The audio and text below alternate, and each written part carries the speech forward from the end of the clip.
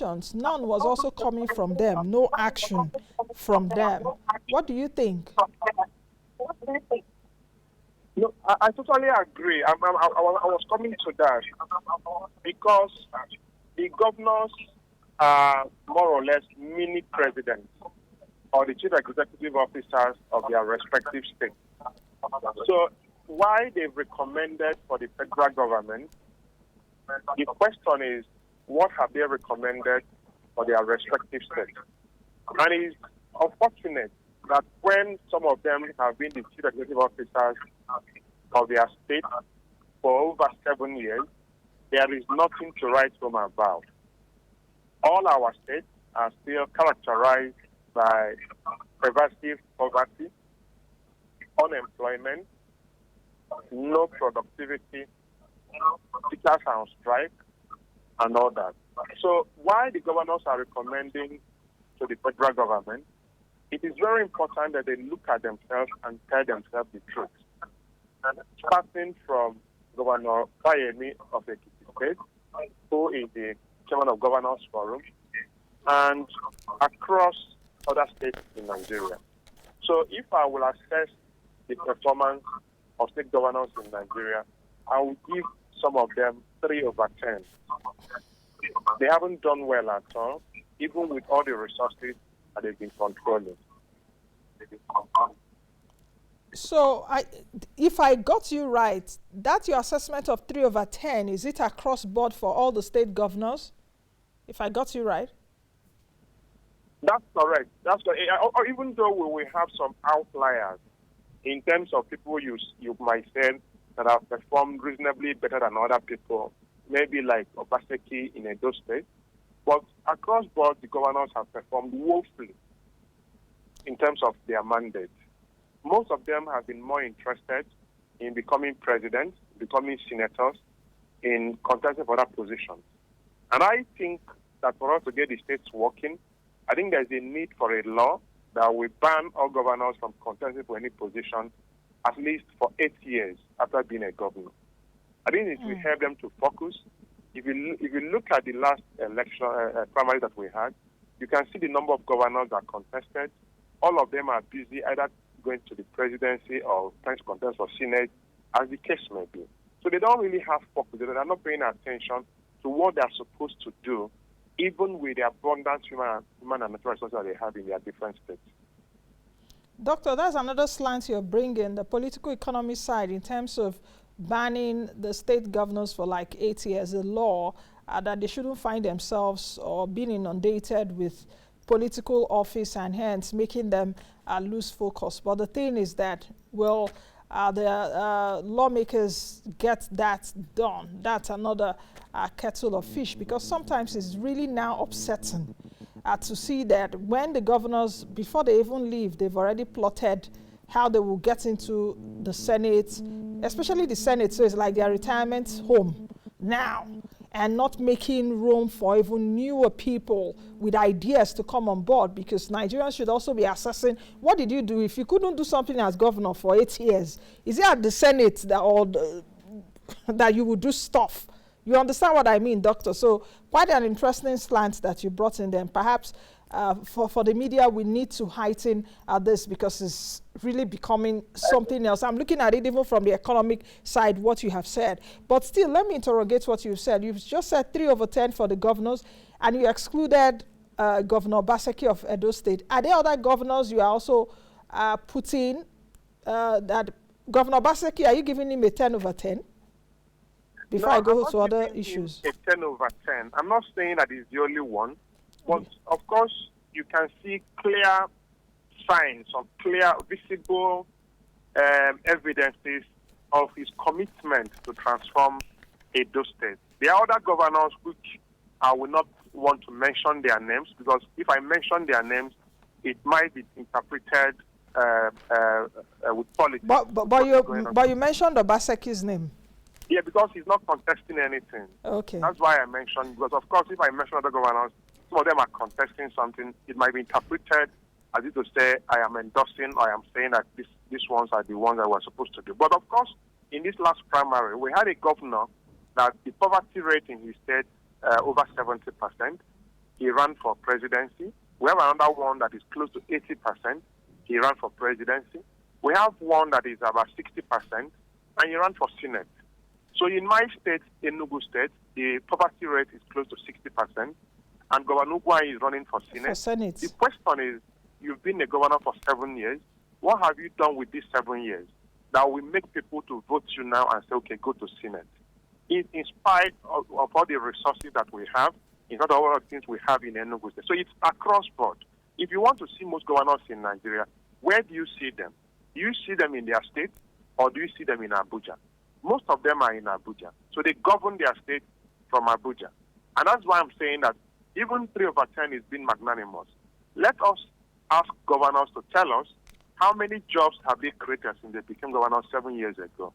Let them tell us how many industries have they helped to start since 7 years ago they became governors. Of course, you notice as well that the foreign direct investment to Nigeria has gone down drastically. So the question is, as the chief executive officer of your state, how many investors have you attracted? A situation, if you are a chief executive and you present a report that your cost-income ratio is over 100%, that your debt ratio, that your debt is more than your revenue, will shareholders still vote you to remain in the office? The answer is no. But because even this is in addition to the free money that they receive from the federal government every month. So while it is good that they are recommending to the federal government, the question is, what have they done in their respective states? It is time for us to ask governors to tell us, if we make you a governor, you've been a governor for 7 years, when do you think that your state will not depend on federal allocation again? That is the kind of governors we want. It is not those ones who keep gallivanting, who keep moving around, and at the end of their tenure, they haven't achieved anything. And all they will do is to rush to their senatorial zone and now beg them or cajole them or coerce them to win a senatorial seat and now go and retire in the Senate while they are receiving pensions from their state. When our kids are not going to school, when hospitals are not functioning, when the roads are bad, when insecurity is pervasive in every state. Let me even talk about insecurity. We keep mentioning about insecurity. I'm sure you know that the bandits that kidnap people are thriving because most of our states are forests and nobody can even access it. Let's agree. The governors can recommend to the federal government, or the governors can actually agree on them on their own and say, let's ensure and see how we can get every local government in Nigeria to have at least 5 bulldozers. So 5 bulldozers local government, and the task would be to open up all the forests in all the local governments. If we do that, I can say that insecurity will go down significantly in Nigeria, because it means that the villagers, it means that the communities will have access to the place, to the forest. The bandits will not be able to survive and sustain activities when they can be accessed. So what I'm trying to say is the governors are not doing what they are supposed to do. They see this governorship position as just a ladder to start pursuing the other selfish ambitions. Doctor, you said a lot of things, and the way this interview is going, I know that we cannot finish this interview today because you're taking me really to the governors and what they should be doing and opening up our eyes to what exactly they are not doing, which many Nigerians know. You've given recommendations, and let me take you let me take you on this last recommendation, which you've talked about, as in they can agree amongst themselves, coming up with like 5 bulldozers in a local government to sort out this insecurity issue. How about the issue of economic trees, the issue of livelihoods of people in those constituencies or in those local governments? Have you put that into perspective? Exactly. It's related to what I'm saying. So you find out that in most communities, the reason why people cannot do certain things because they don't have access to roads. They don't have, even if when they plant, even to evacuate their farm produce becomes difficult. They cannot even go there because you have bandits occupying all the forest. Bandits only occupy where people are not occupying. So what I'm trying to say is that if they have 5 bulldozers in local government, and their mandate would be to open up all the local government, all the bushes, all the forests, and now allow the people to cultivate, and now support people to cultivate. I've argued on this platform that if, for instance, that if a governor decides to plant 10 million economic trees in his state, 10 million economic trees will give that governor about 250 billion naira every after 3 years when these trees start fruiting. It means that if we have a governor who is committed, after the first 3 years, should maybe when you plant economic trees, the person will be able to survive, will not even rely on to Abuja for allocations. How many states in Nigeria have budgets above 200 billion? Very, very few. So what we are saying is that they are supposed to do things properly. They're supposed to be committed to the development of Nigeria. Most of them, what they are doing is competition for power, not competition for development. In one of their recommendations I read, hopefully it is the way they said it, they said that the federal government should retire civil servants above 50 years, yes, and pay them off. Interestingly, how many of them are below 50 years? So it means that they themselves have to retire first. We have APC and PDP. APC, they have 2 governors. They have PDP, 13 governors. But interestingly, the candidates that they nominated in this last presidential elections, are they 50 years? Are they below 50 years? Are they above 50 years? So when people are making recommendations, it's important that we do self-reflection and say, some of these things we are saying, do they really make sense in terms of the environment that we are operating, in terms of who we are as a people and all that?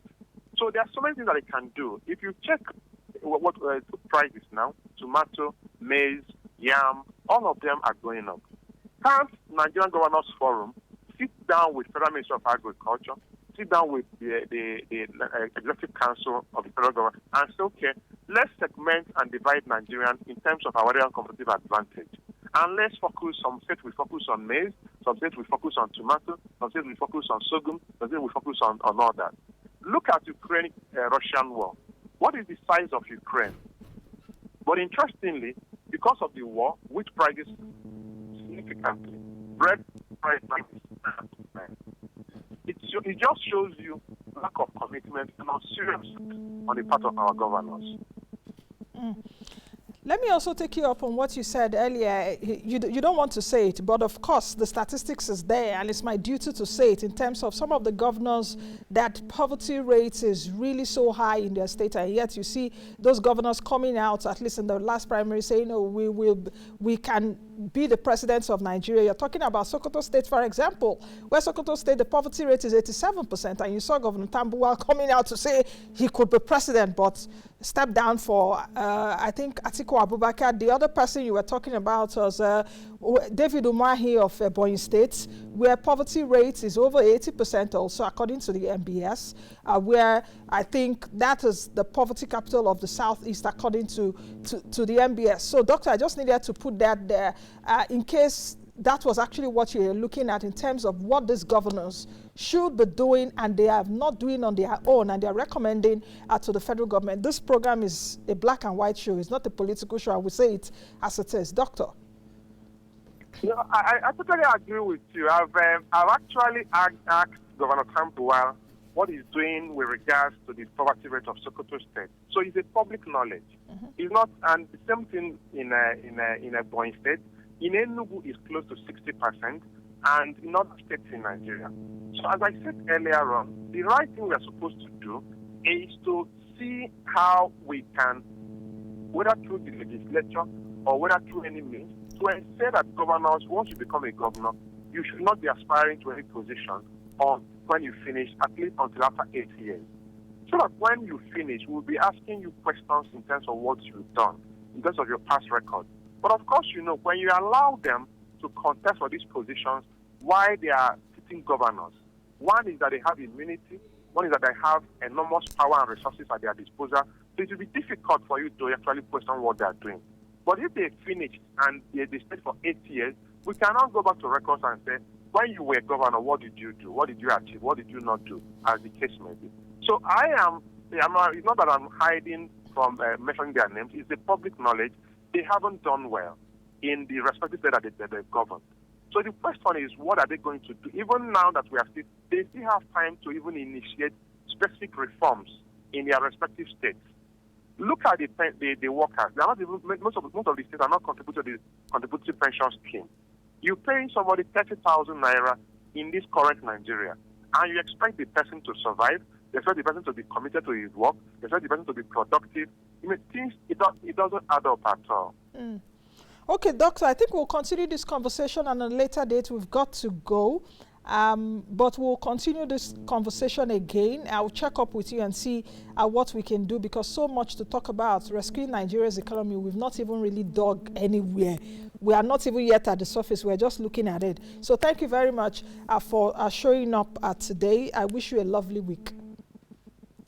Thank you very much, and thanks for inviting me. Thank you. I've been speaking with Dr. Franklin Ngwu, who is a Director of Public Sector Initiative at the Lagos Business School. We've been looking at rescuing Nigeria's economy from the perspective of the governors. But like I've promised you, we will continue to follow this conversation. Do have a lovely day. Be the best you can be, and be that change that you want to see. I am Nancy Naji. Bye now.